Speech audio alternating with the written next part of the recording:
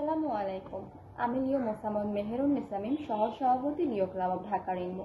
Dhaka Rainbow পরিবারের পক্ষ থেকে উপস্থিত হয়েছি আমাদের দেশের সাম্প্রতিক ইতিহাসের এক বেদনাময় অথচ গৌরবোজ্জ্বল অধ্যায় 24শে জুলাই আন্দোলনে কিছু বলার জন্য। প্রিয় উপস্থিতবৃন্দ, বাংলাদেশের ইতিহাসে এমনও কিছু সময় আছে যেগুলো শুধু একটি মাস বা একটি বছরকে নয়, গোটা জাতির চেতনা ও ভবিষ্যৎকে বদলে দেয়। 2024 সালের জুলাই মাস ছিল তেমনই একটি সময়। এ মাসে দেশের সাধারণ শিক্ষার্থী, সচেতন নাগরিক ও শ্রমজীবী মানুষ সবাই নেমেছিল রাস্তায়। তাদের দাবি ছিল ন্যায় বিচার, সমান সুযোগ আর নিরাপদ জীবন। এই আন্দোলনের দিনগুলোতে আমরা প্রত্যক্ষ করেছি অদম্য সাহস, আবার একই সাথে অশেষ বেদনা। তরুণদের স্লোগান ভরে উঠেছিল রাজপথ, আবার সেই রাজপথে মুহূর্তে রঙিন হয়ে গিয়েছিল রক্তে। অনেক স্বপ্ন থেমে গেছে গুলির শব্দে, কোনো মায়ের বুক খালি হয়ে গিয়েছে, কোনো বাবার চোখের আলো নিভে গিয়েছে। অল্প বয়সী শিক্ষার্থীদের লাশ রাস্তায় পড়ে থাকতে দেখা, আহতদের আর্তনাদ, এসব দৃশ্য এখনো জাতির অন্তরে গভীর ক্ষত তৈরি করে আছে। তবুও শ্রদ্ধেয় শ্রোতারা, এই আন্দোলন আমাদের শিখিয়েছে বাংলাদেশের তরুণরা কখনো নীরব নয়। অন্যায়ের কাছে তারা মাথা নত করে না।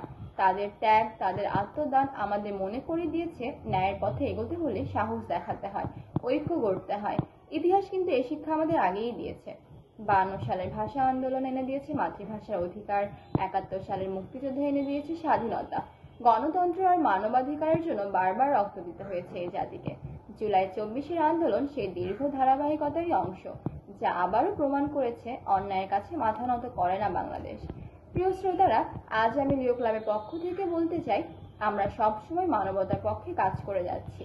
এখানে একটি বিশেষ বিষয় উল্লেখযোগ্য, আর তা হলো অনেক লায়ন্স ও লিও সদস্যরাও জাতীয় স্বার্থে সক্রিয় ভূমিকা রাখেন। আমরা শুধু আন্দোলনে যোগ দিইনি, বরং ট্রাফিক নিয়ন্ত্রণ সহ বাজার মূল্য নিয়ন্ত্রণে সাহায্য করেছি, সরকারি ভবন থেকে লুট হওয়া সামগ্রী উদ্ধার করেছি।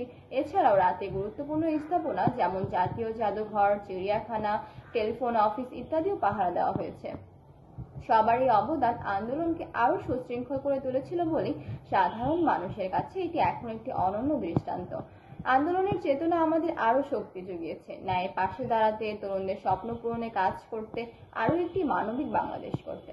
শেষ করার আগে একটি কথাই বলতে চাই, জুলাইয়ের আন্দোলন রক্ত ঝরিয়েছে, কিন্তু সেই রক্তই জ্বালিয়েছে নতুন চেতনার আলো। সে আলো নিয়েই আমরা এগিয়ে যাব, গড়ব একটি সুন্দর, ন্যায়ভিত্তিক ও মানবিক বাংলাদেশ। ধন্যবাদ সবাইকে।